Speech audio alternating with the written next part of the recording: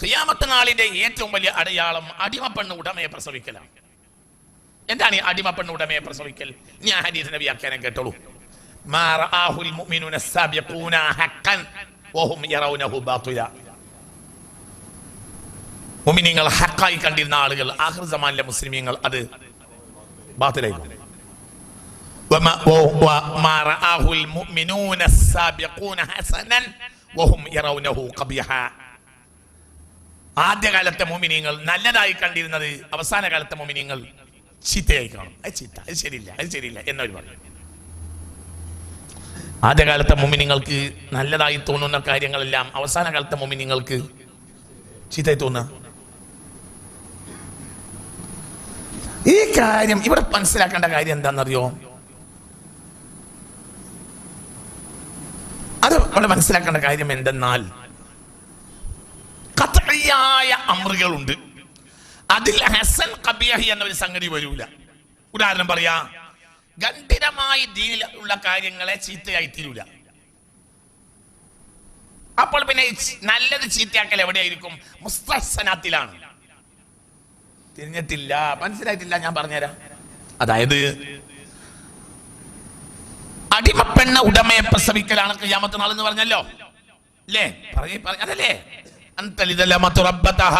അടിമപ്പെണ്ണ് ഉടമയെ പ്രസവിക്കലാണ് എന്ത്? ഖിയാമത്ത് നാൾ. റസൂലുള്ളാഹി ഒന്നാമത്തെ അടയാളം പറഞ്ഞു അടിമപ്പെണ്ണ് ഉടമയെ പ്രസവിക്കലാണ്. അതിന്റെ അവിടെ ഞാൻ മുഫസ്സിരീങ്ങളുടെ വ്യാഖ്യാനം പറഞ്ഞു. എന്താ ഇതിന്റെ അർത്ഥം? ആദ്യ കാലഘട്ടത്തിൽ നല്ലതായി കണ്ടിരുന്ന കാര്യത്തെ പിൽക്കാലഘട്ടത്തിൽ ചീത്തയായി കാണാം. ഖിയാമത്ത് നാൾ എടുത്താൽ അത് ചീത്തയായി കാണുന്നതാണ്. അതിന് ഞാനൊരു ഉപവ്യാഖ്യാനം പറയാണ്. എന്തെന്നറിയോ? ഖത്ഇയായ ഉമൂറുകൾ ഉണ്ടാവും, അതിൽ ചീത്ത നന്മ എന്ന് മാറ്റപ്പെടുത്താൻ പറ്റൂല. ഉദാഹരണം പറയാ, നിസ്കാരത്തെ മുസ്ലിമീങ്ങൾ ചീത്തയായി കാണൂല. നിസ്കരിക്കൂല വേറെ വിഷയം, പക്ഷെ അത് ചീത്തയാണെന്ന് ധരിക്കൂല. കാരണം നിസ്കാരം ചീത്തയാണെന്ന് ധരിച്ചു കഴിഞ്ഞാൽ പിന്നെ ഇസ്ലാമിയത്ത് എന്നൊരു സംഗതി ഇല്ലല്ലോ. നമുക്ക് പറഞ്ഞത് മനസ്സിലായില്ല. നോമ്പ്, റമളാൻ നോമ്പ് എന്നത് ഏതെങ്കിലും ഒരു കാലത്ത് മുസ്ലിമീങ്ങൾ ചീത്തയായി കാണൂല. എന്തുകൊണ്ട്? ഖത്ഇയായ അദില്ലത്ത് അതിനുണ്ട്. ഗംഭീരമായ തെളിവുകളുള്ള സംഗതിയാണത്. പഠിക്കാത്തവന് പോലും അറിയപ്പെടുന്ന അത്ര സത്യമായ സംഗതിയായി പകൽ വെളിച്ചം പോലെ സമുദായത്തിൽ ബോധ്യപ്പെട്ട കാര്യമാണത്. അതിനെ ഒരിക്കലും എന്തായി കാണൂല? ഖിയാമത്ത് നാൾ വരെ ചീത്തയായി കാണൂല. നോമ്പ് നോൽക്കാത്തവർ ഏത് കാലത്തുണ്ടായിട്ടുണ്ട്. ഏതെങ്കിലും കള്ളന്മാരൊക്കെ നോമ്പ് ഓൽക്കാതെ കണക്കും. പക്ഷെ ഓൽക്കുമാരെ എന്തല്ല ചീത്തയല്ല. ഹജ്ജ് ഒരു കാലത്തും സമുദായത്തിൽ ചീത്തയാവില്ല. സക്കാത്ത് ഒരിക്കലും സമുദായത്തിൽ ചീത്തയാവില്ല. അത് അങ്ങനെ നോവില്ല. സക്കാത്ത് ഒരു ചീത്തയാണ് എന്ന് ഈ സമുദായം പറയില്ല. പിന്നെ എന്താണത്? മുസ്തഹ്സനാത്ത്, അതായത് നൽകാര്യമാണെന്ന് ആദ്യ കാലഘട്ടക്കാർ മനസ്സിലാക്കി ചെയ്തിരുന്ന കാര്യങ്ങൾ. അത് പിൽക്കാലഘട്ടക്കാർ എന്ത് പറയും? എന്നാൽ അതിനെന്തില്ലതാനും ഒരു ഖാത്തിആയ ദലീൽ ഇല്ലാതിരിക്കുക. ആദ്യ കാലഘട്ടത്തിലെ മുഅ്മിനീങ്ങൾ നല്ലതായി കണ്ടിരുന്ന കാര്യങ്ങളെ അവസാന കാലഘട്ടത്തിലെ ജനങ്ങൾ ചീത്തയായി കാണലാണ് ഇതിന്റെ വ്യാഖ്യാനം എന്ന് മുഫസ്സിരീങ്ങൾ പറഞ്ഞിട്ടുണ്ട്. മുത്തുനബി തന്നെ ഒരു സ്ഥലത്ത് വ്യാഖ്യാനിച്ചിട്ടുണ്ട്. മുഹമ്മദ് മുസ്തഫ, അള്ളാഹു നമ്മളെ കാത്തിരക്ഷിക്കട്ടെ. ചിന്തിക്ക്, ഇത് നമ്മൾ ഗൗരവമായി കണക്കിലാക്കണം. എന്തുകൊണ്ടാണ് ഇപ്പം നമ്മൾ ഇത്തരം വിഷയങ്ങൾ പഠിക്കേണ്ടി വരുന്നത്? എന്തുകൊണ്ടാണ് പഠിക്കേണ്ടി വരുന്നത് എന്നാൽ, ഞാൻ ഈ ആഴ്ച പോലും പ്രസംഗം കേട്ടിട്ടുണ്ട്. ഒരാളൊരു പ്രസംഗം എനിക്ക് അയച്ചു. എന്താണ്? തറവാട് കൊണ്ട് ഒരു ഗുണവും ഇല്ല. തറവാട് കൊണ്ട് ഒരു ഗുണവും ഇല്ല. നബി കുടുംബമായതുകൊണ്ട് ഒരു ശ്രേഷ്ഠതയും ഇല്ല. പരലോകത്ത് അതുകൊണ്ട് രക്ഷപ്പെടുത്താൻ കഴിയൂല.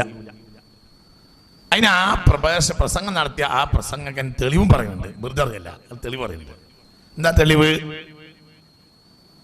മക്കാരെ മുഴുവനും വിളിച്ചു കൂട്ടിയിട്ട് നിങ്ങളെ നഫ്സിനെ നരകത്തിൽ നിന്ന് രക്ഷപ്പെടുത്തിക്കോളൂ, എനിക്ക് പരലോകത്തൊന്നും ചെയ്യാൻ കഴിയില്ല എന്ന് പുണ്യ റസൂൽ പറഞ്ഞപ്പോൾ ആ കൂട്ടത്തിൽ ആരോടും പറയുന്നുണ്ട്? സ്വന്തം മകൾ ഫാത്തിമയോടും പറയുന്നുണ്ട്, അൻഖിദി നഫ്സകി മിനന്നാരി, ഫാത്തിമ നീ നിന്റെ ശരീരം നരകത്തിൽ നിന്ന് രക്ഷപ്പെടുത്തിക്കോ. ലാ അംലികു ലകി മിനല്ലാഹി ശൈആ, എനിക്ക് ഒന്നും ചെയ്യാൻ കഴിയൂല.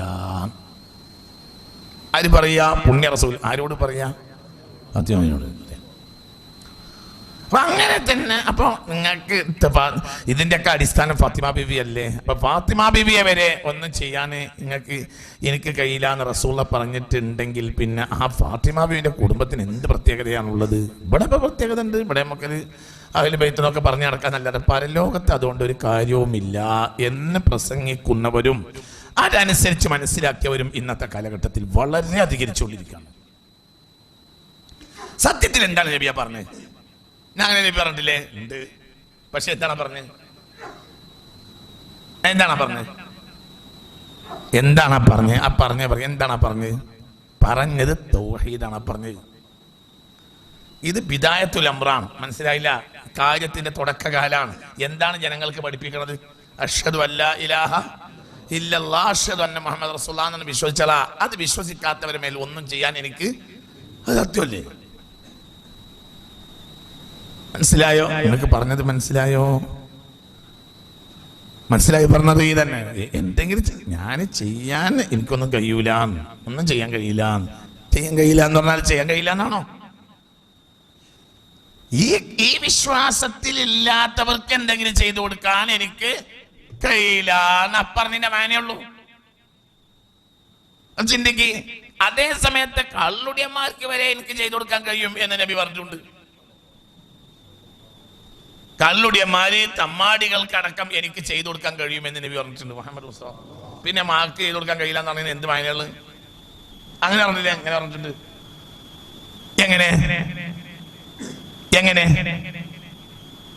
ഇന്നൽ കുല്ലി നബിയിൻ ദഅവതൻ മുസ്തജാബ. ഏതൊരു നബിക്കും ഉത്തരം കിട്ടാവുന്ന ഒരു ദുആ ഉണ്ട്. ദഅഉ ബിഹാ. ആ നബി എല്ലാം ആ ദുആ ചെയ്തിട്ടുമുണ്ട്. ഇല്ല അനാ, ഞാൻ ആ ദുആ ചെയ്തിട്ടില്ല. വഖബൽതു ദഅവതി ശഫാഅത്തൻ ലി അഹ്ലിൽ കബാഇരി മിൻ ഉമ്മതി. എന്റെ ദുആ ഞാൻ പാത്തു വെച്ചിരിക്കുകയാണ്. ലി അഹ്ലിൽ കബാഇരി. എന്താ അർത്ഥം? എന്റെ ദുആ ഞാൻ പാത്തു വെച്ചിരിക്കുകയാണ്. ഷഫാഅത്തായിട്ട് ലി അഹ്ലിൽ കബാഇരി. വൻദോഷ പറയടോ, അതിന്റെ അർത്ഥം കിട്ടാത്തവനാരാ? ലി അഹ്ലിൽ കബാഇരി, വൻദോഷം ചെയ്തവർക്ക് വേണ്ടി പാത്തു വെച്ചിരിക്കുകയാണ്. മിൻ ഉമ്മത്തി, എന്റെ ഉമ്മത്തിൽപ്പെട്ട വൻദോഷം ചെയ്തവർക്ക് വേണ്ടി ഞാൻ പാത്തു വെച്ചിരിക്കുകയാണ്. ഏതാ വൻദോഷം? കള്ളുടി.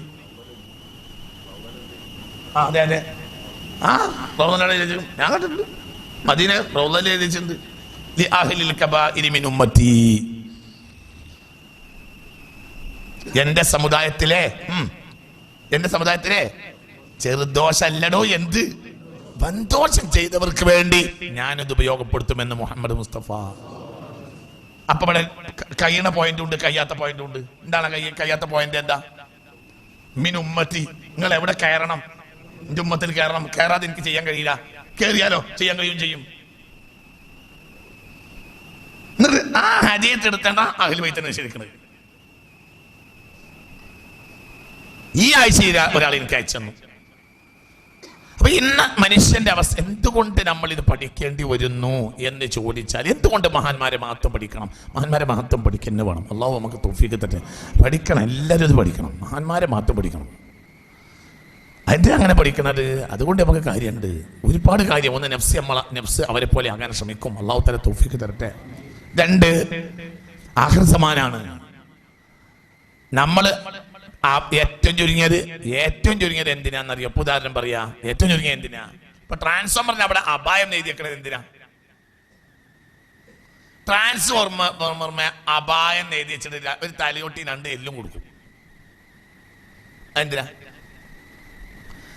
എന്തോ ഒരു കൗമാണ് പഠിച്ചോനെ പറയടൂ. ട്രാൻസ്ഫോമറിന്റെ നേരെ അടിഭാഗത്ത് ഒരു ചോന ബോർഡുണ്ടോ, അതില് അപായം എന്ന് എഴുതി വെക്കും. പിന്നെ ഒരു തലയോട്ടിന്റെ ഫോട്ടോ ഉണ്ടാവും, 2 എല്ലിന്റെ ഫോട്ടോ ഉണ്ടാവും. ആണോ ഉണ്ടോ ഇല്ലേ? നിങ്ങൾ ഈ ഭൂമിയിൽ തന്നെ അല്ലേ നടക്കണേ? നിങ്ങളിത് കാണലില്ലേ? അതിന്റെ വായന എന്താ? ട്രാൻസ്ഫോമർ അപകടത്തിലാണ് എന്നോ? എന്താണോ അതിന്റെ വായന? ട്രാൻസ്ഫോമർ അപകടത്തിലാണെന്നാണോ അതിന്റെ വായന? അല്ല. ഇതിന്റെ വായന എന്താ? അയ്മയ്യ തൊരണ്ട, ഈ അപകടത്തിൽപ്പെടും. അങ്ങനെ തന്നെയല്ലേ? പറയടോ, അപകടത്തിൽ ആരല്ല? എന്തൊരു കൗമാണ്, ആരല്ല, ട്രാൻസ്ഫോമർ അപകടത്തിലല്ല. ക്ഷേമത്തോടെന്താ ഇപ്പൊ നമ്മളിപ്പോ എടുക്കണ പണി എന്താ? നമ്മൾ എടുക്കണ പണി ഈ ഒരു അപായം ഒരു തലയോട്ടി രണ്ട് എല്ലും വെക്കാണ്. ജനങ്ങളെ നിങ്ങൾ എന്ത് പോയി ചാടണ്ട, ചില ആളുകളെ അഭിമാനത്തെ പോയി ചാടണ്ട. ചാടിയാലോ നിങ്ങൾ കുടുങ്ങും. എന്തുകൊണ്ട്? നിങ്ങൾ കരിഞ്ഞു. അള്ളാഹു നമ്മളെ കാക്കട്ടെ. എല്ലാത്തിനും പോയി ചാടണ്ട. അതന്നെ ട്രാൻസ്ഫോമർ മേൽ അപായം എന്ന് എഴുതിയിട്ട് ഒരു തലയോട്ടി രണ്ടെല്ലും വെച്ചത് എന്തിന്? ട്രാൻസ്ഫോമർ അപകടത്തിൽപ്പെട്ടത് കൊണ്ടുമല്ല, ട്രാൻസ്ഫോമറിന് ഇജി തൊട്ടതുകൊണ്ട് അപകടം ഉണ്ടാകുന്നത് കൊണ്ടും അല്ല. പിന്നെ ഈ അപകടത്തിലാവും, നോക്കിക്കോ, ഇത് സൂക്ഷിക്കണം, ദൈവം പോയി ചാടണ്ട, അതിന് ചാരണ്ട, ദൈവം വേണം എന്നതുപോലത്തെ ഒരു പണിയാണ് ഈ എടുക്കുന്ന പണി. മഹാന്മാരെ നമ്മൾ പഠിക്കേണ്ടത് എന്തുകൊണ്ടാണ് വരുന്നതെന്ന് ചോദിച്ചാൽ, നമ്മൾ അവരുടെ അഭിമാനത്തിൽ നമ്മൾ പോയി ചാടിയാൽ നഷ്ടമായിരിക്കാണ്, നമ്മക്കാണ്. നമ്മൾ അവരെ പോയി ദോഷത്തോടു കൂടി ചാടിയാൽ കരിഞ്ഞു പോയാൽ അവരല്ല, നമ്മളാണ്. അള്ളാഹു നമ്മളെ കാക്കട്ടെ. അതന്നെ ഇവിടെ വിഷയം. അത് പറഞ്ഞ വിഷയം മർമ്മാണ്. ഇത് മർമ്മാണ്. വളരെ ചിന്തിക്കണം. അത് പലരും പെട്ടുപോകും. അല്ലാഹു തആല നമ്മളെ കാത്തിരക്ഷിക്കട്ടെ. ഇതാണ് എന്തിനാണ് കഅബാലയത്തിന്റെ വാതിൽ പൊളിച്ച് അബൂദർ പറയാൻ കാരണം? എന്താ അങ്ങനെ കാരണം? കഅബാലയത്തിന്റെ വാതിൽ പൊളിച്ചിട്ട് 5 വക്ത് നിസ്കാരം കേട്ടോ എന്ന് പറയേണ്ട ആവശ്യമുണ്ടോ? ഏതെങ്കിലും സഹാബി അങ്ങനെ ചെയ്തിട്ടുണ്ടോ? ഏതെങ്കിലും സഹാബി കഅബാലയത്തിന്റെ വാതിൽ പിടിച്ചിട്ട് 5 വക്ത് നിസ്കാരം ഇസ്ലാമിലുണ്ട് എന്ന് പറഞ്ഞിട്ടുണ്ടോ? കഅബാലയത്തിന്റെ വാതിൽ പിടിച്ചിട്ട് ഏതെങ്കിലും ഒരു സ്വഹാബി റമളാൻ മാസത്തിൽ നോമ്പ് നോൽക്കണം കേട്ടോ എന്ന് പറഞ്ഞിട്ടുണ്ടോ? കഅബാലയത്തിന്റെ വാതിൽ പിടിച്ചിട്ട് ഒരു സ്വഹാബി നിങ്ങൾ കൊല്ലത്തിലൊരു ഹജ്ജ് ചെയ്യണം കേട്ടോ എന്ന് പറഞ്ഞിട്ടുണ്ടോ? ഇല്ല. എന്തുകൊണ്ട്? അത് ദീനിൽ അറിയപ്പെട്ട കാര്യങ്ങളാണ്. അതിനെ നിഷേധിക്കുന്ന ആളുകൾ ഇല്ല. അപ്പൊ അത് അങ്ങനെ പറയേണ്ട ആവശ്യവും ഇല്ല. നേരെ മറിച്ച് ഇത്തരം മുസ്തഹസനാത്തുകൾ നിഷേധിക്കുന്നവർക്കും ഒരു ഓപ്ഷൻ ഉണ്ടാവും. നിഷേധിക്കുന്നവർക്കുണ്ടാവും ഒരു ഓപ്ഷൻ. നിഷേധിക്കുന്നവർക്കുണ്ടാവും ഒരു ഓപ്ഷൻ. ഒരു ന്യായം ഉണ്ടാവും. എന്തിനും ന്യായം ഉണ്ടാവുമല്ലോ. وإذا قيل لهم أنفقوا مما رزقكم الله قال الذين كفروا للذين آمنوا أن نطعم من لو شاء الله طعمه إن أنتم إلا في ضلال مبين. ദാരിദ്ര്യത്തിൽപ്പെട്ട് പട്ടിണിയും പരിവട്ടവുമായ ആളുകൾക്ക് നിങ്ങൾ എന്തെങ്കിലും തിന്നാൻ കൊടുക്കണമേ എന്ന് സത്യനിഷേധികളോട് പറയപ്പെട്ടാൽ കാലു അവര് പറയും. എന്ത് പറയും? അനുത്തുമല്ലോ യശാഉല്ലാഹു തആമഹു. അവർക്ക് ഇപ്പൊ തൽക്കാലം തിന്നാൻ കൊടുക്കരുതെന്ന് അള്ളാഹ് തീരുമാനിച്ച ഒരു കൂട്ടർക്ക് നമ്മൾ തിന്നാൻ കൊടുത്താണ്ട് അള്ളാഹ്ക്കെതിരാണ്. എന്തിനാ? എന്താ ന്യായം? അനുത്തുമൻ നമ്മൾ പോയി തിന്നാൻ കൊടുക്കണ ലൗ യശാഉല്ലാഹു, അള്ളാഹ് ഉദ്ദേശിച്ചിരുന്നെങ്കിൽ നമ്മൾ കൊടുക്കണ്ട, അള്ളാഹിനെ കൊടുക്കാൻ കഴിയും. പിന്നെ ഇപ്പൊ നമ്മൾ അവർക്ക് എന്ത്, അവരെ കുറച്ച് ബുദ്ധിമുട്ടിക്കാനാണ് ഇപ്പൊ അള്ളാഹുവിന്റെ തീരുമാനം. എന്നിട്ട് നമ്മൾ അവർക്ക് എന്തിനും കൊണ്ടേ കൊടുത്താൽ അള്ളാഹ് ഉദ്ദേശം നടക്കണില്ലല്ലോ. ഇനി അൻതുമില്ല ഫീ ളലാലിൻ മുബീൻ.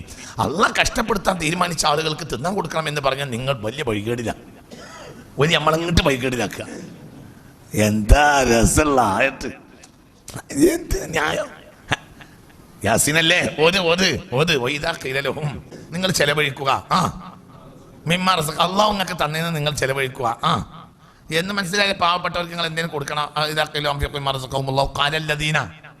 കഫറു, സത്യനിഷേധികൾ പറയും. ലില്ലദീന ആമനു, മുഅ്മിനീങ്ങളോട് പറയും. എന്താ പറയാ? നിഷേധികൾ പറയും മുഅ്മിനീങ്ങളോട് എന്ത് പറയും? നിങ്ങൾ പാവപ്പെട്ടവർക്ക് എന്തെങ്കിലും പൈസ കൊടുക്കണേ, അരി കൊടുക്കണേ, കൂട്ടാൻ വെക്കാൻ കൊടുക്കണേ എന്ന് ആരാ പറയാ? മുഅ്മിനീങ്ങൾ. അപ്പം സത്യനിഷേധികൾ പറയും അനുതുഇമു, നമ്മൾ തിന്നാൻ കൊടുക്കണോ? മൻ, ചില ആളുകൾക്ക്. ലൗ യശാഉല്ലാഹു, അള്ളാഹ് ഉദ്ദേശിച്ചിരുന്നെങ്കിൽ അള്ളാഹ് തന്നെ അവർക്ക് തിന്നാൻ കൊടുക്കാൻ കഴിയുമല്ലോ. അപ്പൊ ഇപ്പൊ അവർക്ക് തിന്നാൻ കൊടുക്കാൻ പാടില്ല, അവർ കുറച്ച് കുടുങ്ങട്ടെ എന്നാണ് ആര് തീരുമാനിച്ചത്? അള്ളാഹ് തീരുമാനിച്ചത്. എന്നിട്ട് നമ്മൾ കൊണ്ടേ കൊടുത്താൽ ഇൻ അൻതും ഇല്ലാ ഫീ ളലാലിൻ മുബീൻ, നിങ്ങൾ വല്ലാത്ത വഴികളിലല്ലേ, നമ്മളിപ്പോ ചെയ്യാൻ പാടില്ല. എന്താ പറയുന്നത് മനസ്സിലായോ? നിങ്ങൾ ഈ ജാതി വൈകേട് പറയല്ലേ നമ്മളിപ്പോ കൊടുക്കാൻ പാടില്ല. കാരണം അള്ളാഹ് എന്താ തീരുമാനിച്ചേ? എന്താ അള്ളാഹ് തീരുമാനിച്ചേ? കുറച്ചാലും അവരൊന്ന് തെണ്ടി നടക്കട്ടെ എന്നാണ് അള്ളാഹ് തീരുമാനിച്ചത്. എന്നിട്ട് നമ്മളാണ് കൊടുത്താലോ? അപ്പൊ അള്ളാഹ്ക്കെതിരായില്ലേ? ഇതൊരു ന്യായം, ഭയങ്കര ന്യായം. ഓനെ തിന്നാനും കുടിക്കാനും ഉണ്ടാകരുത് എന്ന് ആര് തീരുമാനിച്ചാണ്? അള്ളാഹ് തീരുമാനിച്ച സാഹചര്യത്തിൽ നമ്മൾ കൊടുത്താൽ നമ്മൾ ആർക്കാണ് അവരെ എതിരാണ്? അള്ളാഹ് എതിരാണ്. എന്താ ന്യായം? അതാ ഞാൻ പറഞ്ഞത്, ഏതൊരു ആക്രമിക്കും എന്തുണ്ടാവും? ഞാൻ ഉണ്ടാവും. വല്ലാത്ര ന്യായമല്ലേ ഇത്? പറഞ്ഞു നോക്കുമ്പോ ആരാണ് അള്ളാന്റെ ആള്? പറടാ, പറഞ്ഞതെടുക്കും നോക്കുമ്പോ പറ അള്ളാന്റെ ആളാരാ? കൊടുക്കാത്തോന്. ഞങ്ങളെന്താ കൊടുക്കാട്ടെ? നമ്മളിപ്പോ കൊടുക്കാൻ പാടില്ല. പോനെ കൊടുക്കരുത് ആര് തീരുമാനിച്ചു? അവൻ കുറച്ച് കഷ്ടപ്പെടട്ടെ, അവൻ കുറച്ച് പഠിക്കാണ്ട് പാഠം പഠിക്കട്ടെ. അങ്ങനെയാണ് അള്ളാഹു തആല ഇപ്പത്തെ തീരുമാനം. വിചാരിച്ച അള്ളാഹ് തന്നെ കൊടുക്കാലോ. പിന്നെ നമ്മൾ കൊടുക്കണം എന്തിനാ? കൊടുത്ത അള്ളാഹിനെ വെറുതെ തെറ്റിക്കണം എന്തിനാ? നേരെ മറിച്ച് അള്ളാഹു നമ്മളെ കാണുന്ന നേരെ സമയത്ത് പറയില്ലേ, ഞാൻ ഒരുത്തനൊന്ന് മര്യാദ പഠിക്കാൻ വേണ്ടി പഠിപ്പിക്കാൻ ഒരുങ്ങി, ഓനെ 4 ഭാഗത്ത് ഞാൻ കഷ്ടപ്പെടുന്ന നേരത്ത് അവിടെ പിന്നെ എന്ത് ചെയ്ത് ജിന്റെ ലക്ഷ്യം പൊളിച്ച് പോടാ നമുക്കെന്ന് പറഞ്ഞ അള്ളാഹ് നമ്മൾ നരകത്ത് കാട്ടുകയാണെങ്കിലോ. കിടന്ന രോഗമുള്ളവന് വെള്ളം കൊടുക്കരുതെന്ന് ഡോക്ടർ പറഞ്ഞു. പിന്നെ നമ്മൾ വെള്ളം കൊടുത്താൽ ഓൻ വെള്ളം നിറയും. ഡോക്ടർ തീരുമാനമാണ് ഇപ്പൊ എന്ത് വെള്ളം അവന് കൊടുക്കാൻ പാടില്ല. കാരണം ഓന്റെ കിഡ്നി രോഗം ലെവലാകണമെങ്കിൽ ഇപ്പൊ എന്ത് ചെയ്യണം? വെള്ളം കുടിക്കാൻ പാടില്ല എന്നാണ് നിയമം. ആ സമയത്ത് വെള്ളം കൊണ്ടേ കൊടുത്താൽ ഡോക്ടർക്ക് എതിരാകല്ലേ? എന്നതുപോലെ അപ്പൊ അതിന്റെ ന്യായങ്ങൾ ആലോചിക്ക്. എന്തൊരു ന്യായം! ന്യായം ഇങ്ങനെ പറഞ്ഞു കേട്ടാൽ ഓന്റെ പക്ഷത്താണ് സത്യം തോന്നും. അപ്പൊ ഏതൊരു കാര്യം പറയുന്നതിനും അതിന്റെ ന്യായം ഉണ്ടാവും. ആഖിർ സമാനിലെ മനുഷ്യന്മാർക്ക് തേനേക്കാൾ മധുരമുള്ള നാവുണ്ടാവും. ഏത് ഹറാമിനെയും ഒരു ഹലാലാക്കും. മനസ്സിലായില്ല? യുഹല്ലിലൂനൽ ഹറാമ, ഹറാമിനെ അവർ നാവുകൊണ്ട് ഹലാലാക്കും. വയുഹരിമൂനൽ ഹലാല, ഹലാലിനെ അവർ നാവുകൊണ്ട് ഹറാമാക്കും. അത്രയും വലിയ കഴിവ് ആഖിർ സമാനിലെ മനുഷ്യന്മാർക്ക് നാവുണ്ടാവും. അഹ്ലാമിനൽ അസലി, തേനേക്കാൾ മധുരമുണ്ടാവും നാവിന്. പക്ഷേ ചെന്നായിക്കള ഹൃദയമായിരിക്കും. അള്ളാഹു തആല കാത്തുരക്ഷിക്കട്ടെ. അപ്പൊ ഇത് പഠിക്കാൻ എന്തുകൊണ്ട്? ഇവിടെ ഇത് പഠിക്കൽ വളരെ മാജിബായ സംഗതിയാണ്. എന്തുകൊണ്ട്? ഇതെന്നെ നിഷേധിക്കുന്ന ആളുകളുണ്ട്, ഇതിന്റെ മർമ്മം അറിയാത്തവരും ഉണ്ട്. ഇപ്പൊ സോഷ്യൽ മീഡിയയിലും മറ്റുമൊക്കെയായി ഇത് സെർച്ച് ചെയ്യുന്ന ആളുകളുണ്ട്. അവർക്ക് ഇത്ര വലിയ മാറ്റം ഇതിനൊക്കെ ഉണ്ട് എന്ന് അറിയൂല. അവർ പാവങ്ങളാണ്. അപ്പൊ അവർക്ക് അതിന് മെസ്സേജ് കിട്ടുക. നമുക്കൊക്കെ അള്ളാഹു തആല തൗഫീഖ് തരട്ടെ. ഇതന്നെ ഉദ്ദേശം. ബഹുമാനപ്പെട്ട അലി റളിയല്ലാഹു അൻഹു ഖാല റസൂലുള്ളാഹി സ്വല്ലല്ലാഹു അലൈഹി വസല്ലം മസലു അഹ്ലി ബൈതി കമസലി സഫീനത്തി നൂഹിൻ മൻ റകിബഹാ നജാ വമൻ തഅല്ലഖ ബിഹാ ഫാസാ വമൻ തഖല്ലഫ അൻഹാ സജ്ജദ ഫിന്നാർ. അല്ലാഹു നമ്മളെ കാക്കട്ടെ. ആരെങ്കിലും ആ കുടുംബത്തോട് ഒട്ടിയാൽ ഫാസ, അവൻ ജയിക്കും. ആരെങ്കിലും പിന്തിന്നാൽ നരകത്തിൽ വീഴേണ്ടി വരും. അല്ലാഹു തആല നമ്മളെ കാത്തുരക്ഷിക്കട്ടെ.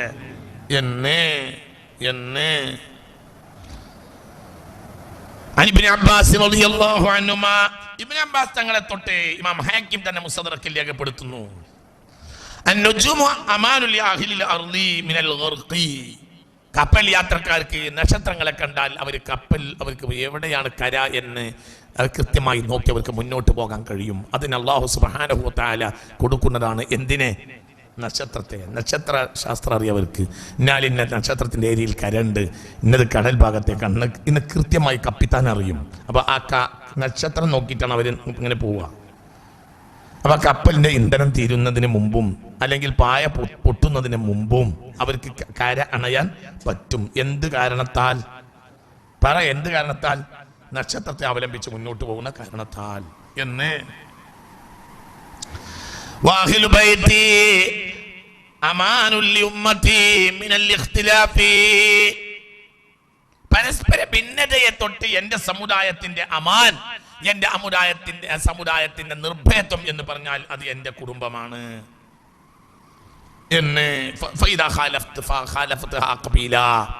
എന്റെ കുടുംബത്തോട് ഒരു കബീല എതിരായാൽ ഇഖ്തലഫു, പിന്നെ അവർ ഭിന്നിച്ചു പോകും.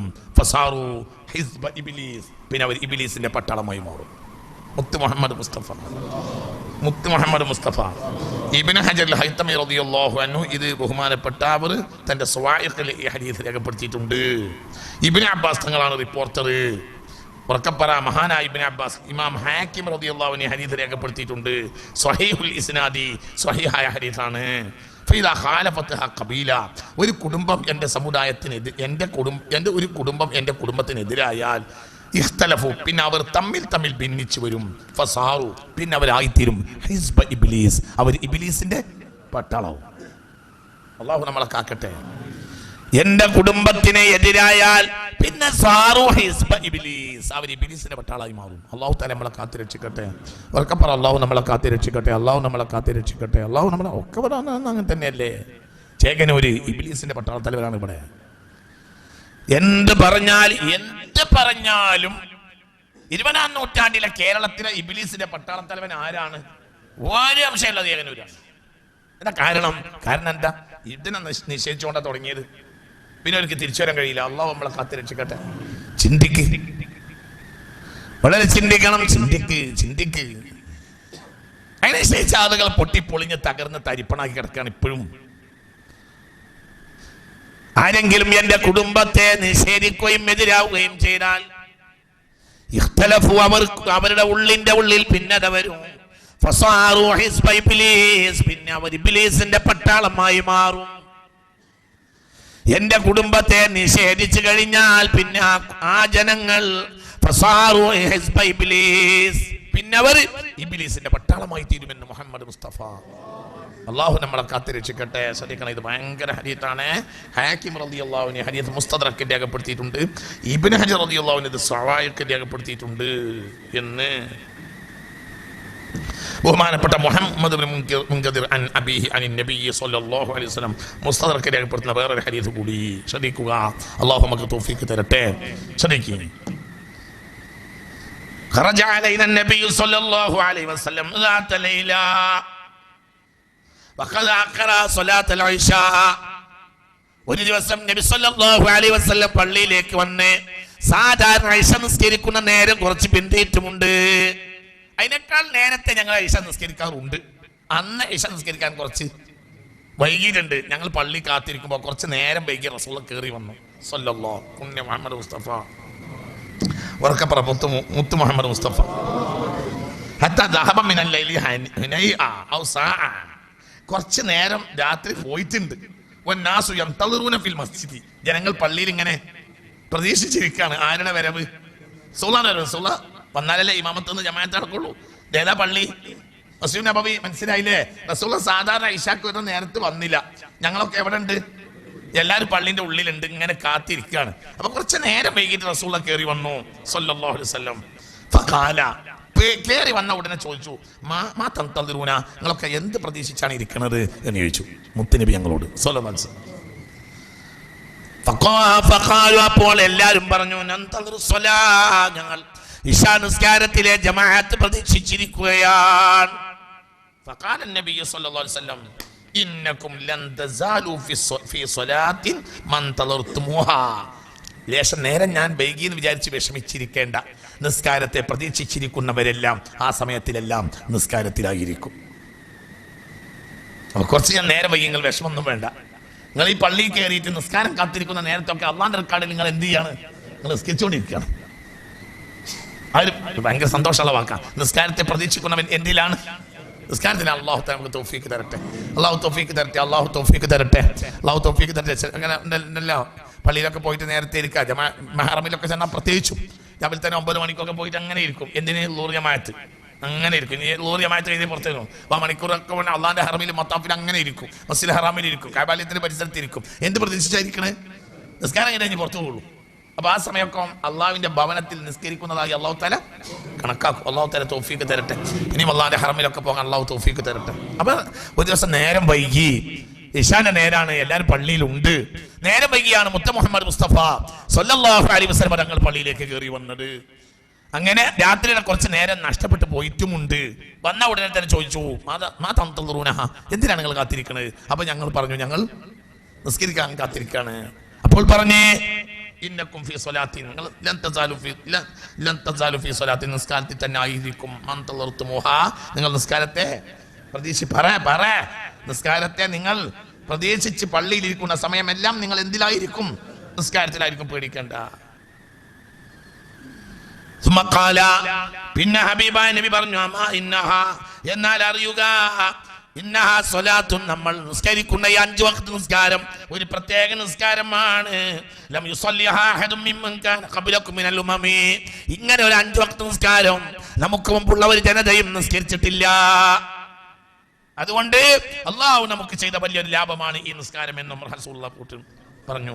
സുമ്മ റഫഅ റഅസഹു ഇല സമായി, പിന്നെ നിന്ന നൃത്തത്തിൽ റസൂൽ തന്റെ മുഖം, തന്റെ തല എങ്ങോട്ട് ഉയർത്തി? ആകാശത്തേക്ക് ഉയർത്തി. ഫഖാല, രാത്രിയാണ് റസൂലുള്ളാഹി, മനസ്സിലായില്ലേ? എങ്ങനെയാണ് ഉയർത്തിയാൽ തന്നെ മദീന പള്ളിയിൽ നിന്ന് എന്ത് കാണും? നക്ഷത്രം കാണും, ആകാശം കാണോടോ. കാരണം അത്രയും മേൽക്കൂലിയിലൊന്നും വല്ലാതൊന്നും ഇല്ല. ഈത്തപ്പനയുടെ പട്ടങ്ങനെ വെച്ചിട്ടേ ഉള്ളൂ.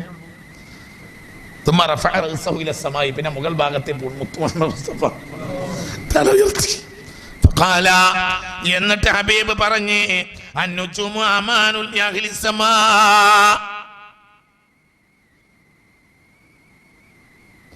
അന്നുജുമു അമാനുൽ യഹ്ലി സമാ, നക്ഷത്രങ്ങൾ ആകാശത്തുള്ളവർക്കുള്ള നിർഭയത്വമാണ്. ഭൂമിയിലുള്ളവർക്ക് മാത്രമല്ല, ആകാശത്തുള്ളവർക്കും. നക്ഷത്രങ്ങൾ ഇല്ലാതെയാക്കപ്പെട്ടാൽ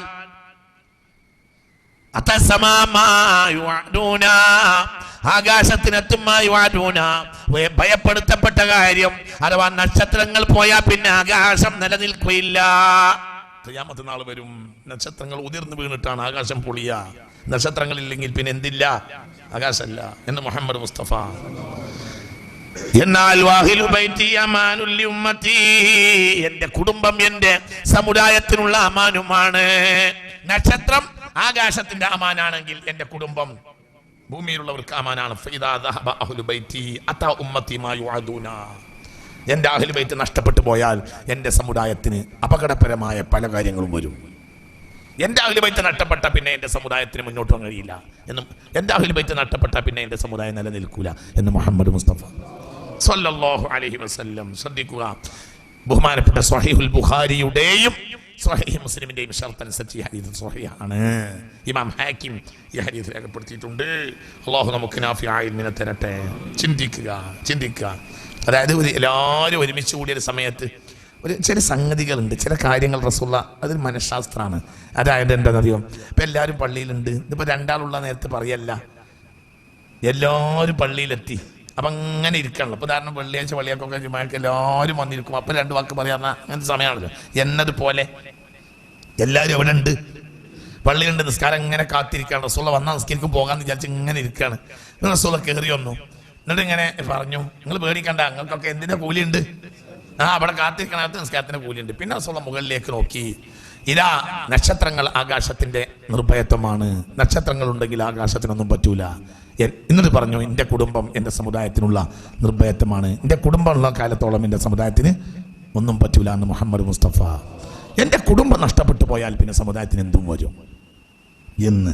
അല്ലാഹു നമ്മളെ കാത്തുരക്ഷിക്കട്ടെ. ചിലപ്പോൾ അങ്ങനത്തെ അപകടത്തിൽ നിന്നൊക്കെ രക്ഷപ്പെടാനാണ് നമ്മുടെ ഈ പ്രവർത്തനം. അല്ലാഹു തആല നമ്മളെ കാത്തുരക്ഷിക്കട്ടെ. അല്ലാഹു നമ്മളെ കാത്തുരക്ഷിക്കട്ടെ.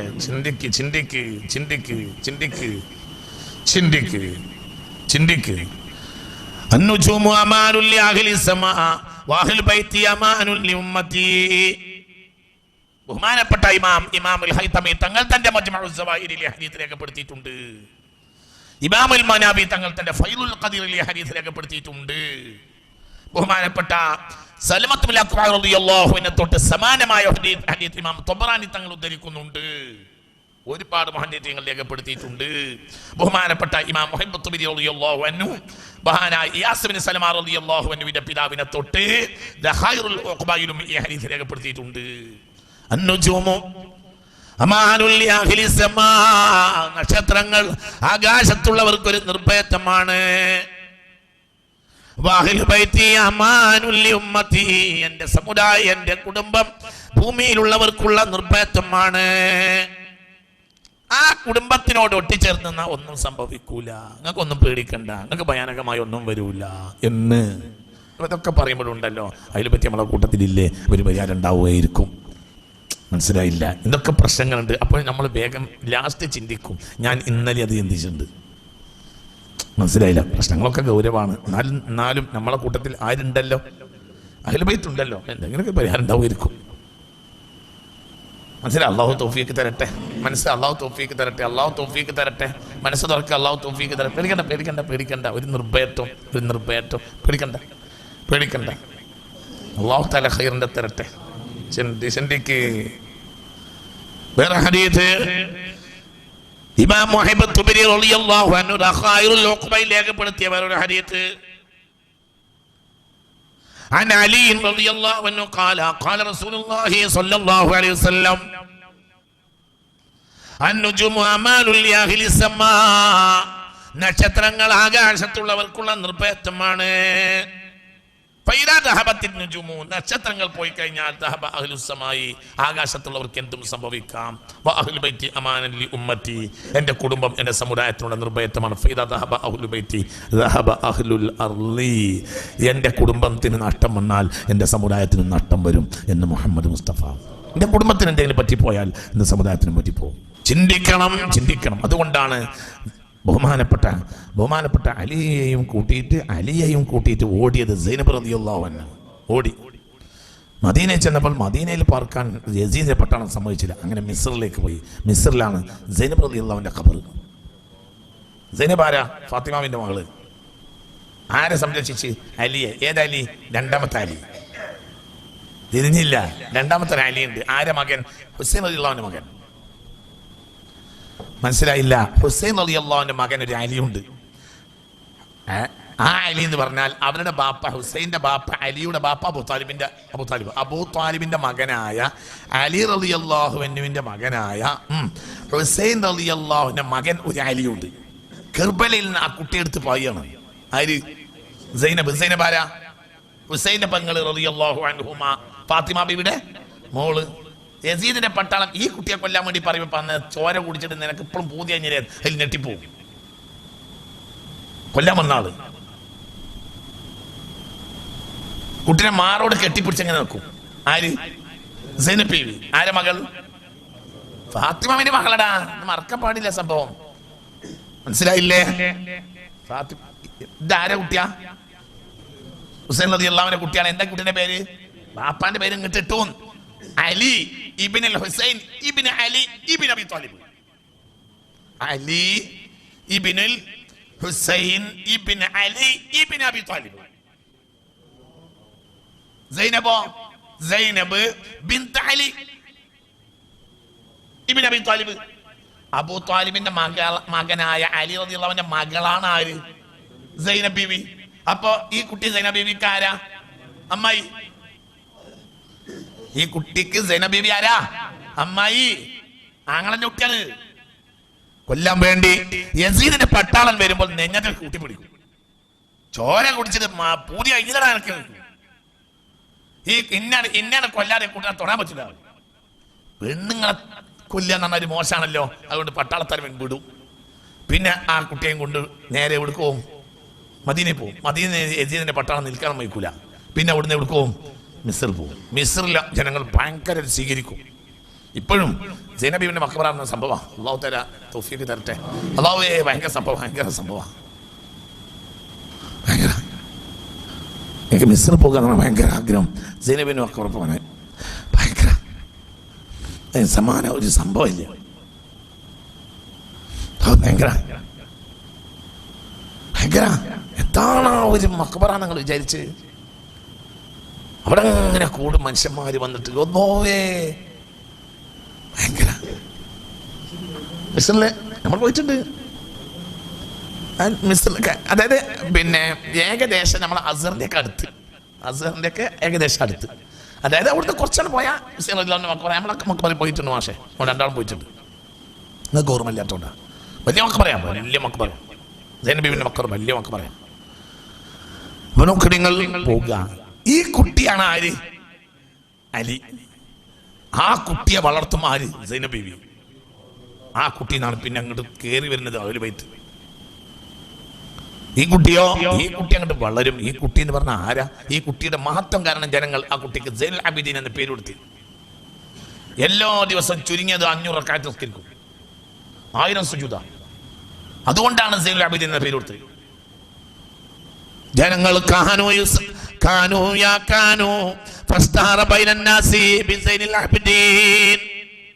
കാന യസ്ജുദു ലില്ലാഹി അഖല്ല മാ യകൂനു അൽഫ സജദ. ചുരുങ്ങിയത് ഒരു ദിവസം 1000 സുജൂദ.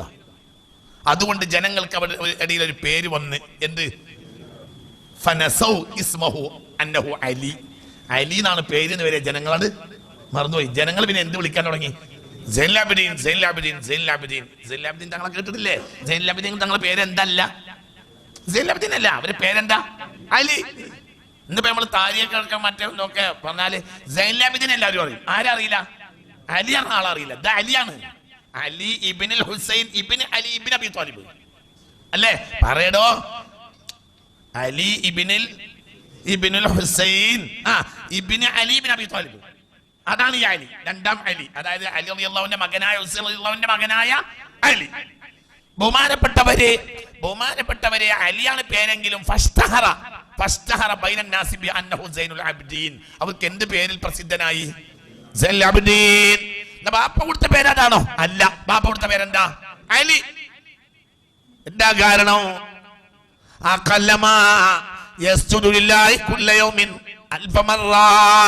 ചുരുങ്ങിയത് ഒരു ദിവസം 1000 സുജൂദ് ചെയ്യും. 1000 സുജൂദ് ആണെങ്കിൽ ചുരുങ്ങിയത് എത്ര നിസ്കരിക്കണം? 500 റക്അത്ത്. ഭയങ്കരം. അല്ലാഹുവേ, അല്ലാഹു തആല അവരൊക്കെ ദറജയേറ്റി കൊടുക്കട്ടെ റബ്ബേ, അവരെ ദറജയേറ്റി കൊടുക്കട്ടെ. അവരെ വളർത്തി ആര്? സൈനബ് ബീവി. അതുകൊണ്ടല്ലേ ഈ സമുദായം നിലനിന്നത്. നിങ്ങൾ ചിന്തിക്കണം. സൈനബ് ബീവി റളിയല്ലാഹു മഖ്ബറിൽ പോയാൽ ഇറങ്ങാൻ തോന്നൂല. കരഞ്ഞിട്ടല്ലാതെ എന്നും ഈ അടുത്ത് ഞാൻ പോയിട്ടുണ്ട്. കരഞ്ഞിട്ടല്ലാതെ ഒന്നും പോയില്ല, ഇറങ്ങാൻ കഴിയില്ല. മിസ്രിൽ പോകുന്നത് സത്യത്തിൽ ഞാൻ മിസ്രിൽ പോകുന്ന 2 കാര്യത്തിനാണ്. ഒന്ന് ഹുസൈൻ റളിയല്ലാഹുവിന്റെ മഖ്ബറ സിയാറത്ത് ചെയ്യാൻ, ഒന്ന് സൈനബ് ബീവി. സൈനബിയുടെ മഖ്ബറയിൽ നിന്ന് ഞാൻ ഇന്ന് വരെ കരയാതെ പോന്നിട്ടില്ല. കരയാതെ പോരാൻ കഴിയില്ല. സൈനബ് ബീവിയെ ഭയങ്കര ഇഷ്ടമാണ്. അല്ലാഹുവേ, അല്ലാഹു ആ ഉമ്മാനെ കൊണ്ട് നമ്മളെ രക്ഷപ്പെടുത്തി തരട്ടെ. അല്ലാഹു രക്ഷപ്പെടുത്തി തരട്ടെ. എല്ലാവരും പറയും നമുക്കൊക്കെ അല്ലാഹു പോകാൻ തൗഫീഖ് തരട്ടെ, അല്ലാഹു തൗഫീഖ് തരട്ടെ, അല്ലാഹു തൗഫീഖ് തരട്ടെ, അല്ലാഹു തൗഫീഖ് തരട്ടെ. അതൊക്കെ സംഭവമാണ് കുട്ടികളെ, ഭയങ്കര സംഭവമാണ് കേട്ടോ. ഭയങ്കര സംഭവമാണ്. അങ്ങനെ കൂടും ജനങ്ങൾ വന്നിട്ട് ഇതാണ് അവിടുത്തെ രംഗം. എന്താ അതിൻ്റെയൊക്കെ രംഗം? അതിൻ്റെ മുന്നിൽ ബെയ്ത്ത് വെച്ചിട്ടുണ്ട്. സൈനബാനോട് ഒരു കാര്യം പറഞ്ഞാൽ അവിടെ ഒരു കാര്യം പറഞ്ഞാൽ തീരാത്ത പ്രശ്നം ഉണ്ടാവില്ല എന്നാണ്. ഭയങ്കര മാതിയാ. അല്ലാഹുവേ, അതിന് അവരെ ഫളായിലൊക്കെ നമുക്ക് വരും ഇൻഷാ അല്ലാഹ്. അലി റളിയല്ലാഹുവിനെ കഴിഞ്ഞാൽ പിന്നെ നമ്മൾ അലി റളിയല്ലാഹുവിൻ്റെ ഫാത്തിമ ബീവിയുടെയും മക്കളെ താരിഖ് പറയുമ്പോഴേ ഇൻഷാ അല്ലാഹ് ഇതിൽ അവരൊക്കെ വരും ഇൻഷാ അല്ലാഹ്. അല്ലാഹു തൗഫീഖ് തരട്ടെ. അലി റളിയല്ലാഹുവിനെ കഴിഞ്ഞാൽ പിന്നെ അലി റളിയല്ലാഹുവിൻ്റെ മക്കൾ ഓരോ മക്കളെ ഫളലും പറയും ഇൻഷാ അല്ലാഹ്. അല്ലാഹു തൗഫീഖ്. എല്ലാം നിങ്ങൾ പഠിക്കണം, എല്ലാം പഠിക്കണം. നമുക്ക് അവരെ കൊണ്ട് നാളെ രക്ഷപ്പെടണം. അവരെ ഈ സദസ്സിലിരുന്നാൽ മതി കുട്ടികളെ, നാളെ നമ്മൾ രക്ഷപ്പെടും. അവരല്ലാതെ ആരാളുള്ളത്? അല്ലാഹു നമ്മളെ കുട്ടികളെ നേരായ വഴിക്കാക്കി തരട്ടെ. അപ്പോൾ ഞാൻ അവസാനിപ്പിക്കണം. എന്താ ഇതിന് കാരണം? ഇവർ ഈ ഒരു കുട്ടീനെ രക്ഷപ്പെടുത്തിയിട്ടല്ലേ കുട്ടികളെ ഈ ദീനോട് നിലനിന്നത്? എന്നതുപോലെ ഈ ഒരു ക്ലാസ് ഈ സമുദായത്തെ നിലനിർത്തുന്ന ഒരു സമയം വരും. നിങ്ങൾ എഴുതിച്ചോളൂ. ഇതൊക്കെ ജനങ്ങൾ തള്ളുന്ന കാലത്ത് ഇങ്ങനെ സംഭവം ഉണ്ട് എന്ന് പറഞ്ഞ് കുറച്ചാളുകൾ ഏറ്റെടുക്കും. ഇനി നമ്മൾ പുറത്ത് പറയണം. ഹബീബായ നബി പറയുകയാണ്,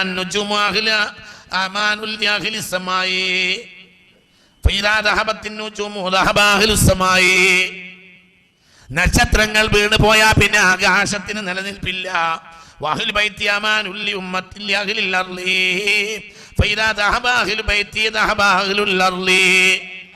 എന്റെ കുടുംബം വീണ് പോയാ പിന്നെ ഭൂമിക്ക് നിലനിൽപ്പില്ല.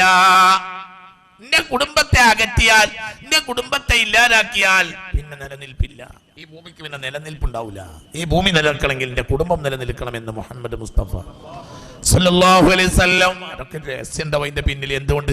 അള്ളാഹു ഈ ലോകത്തെ പടച്ചത് മുത്ത് മുഹമ്മദ് മുസ്തഫക്ക് വേണ്ടിയാണ്. അപ്പൊ ആ നബിയുടെ കുടുംബം അവിടെ ഈ ലോകം ഖിയാമത്ത് നാൾ വരെ എന്നാലേ ഈ ലോകം നിലനിൽക്കുള്ളൂ.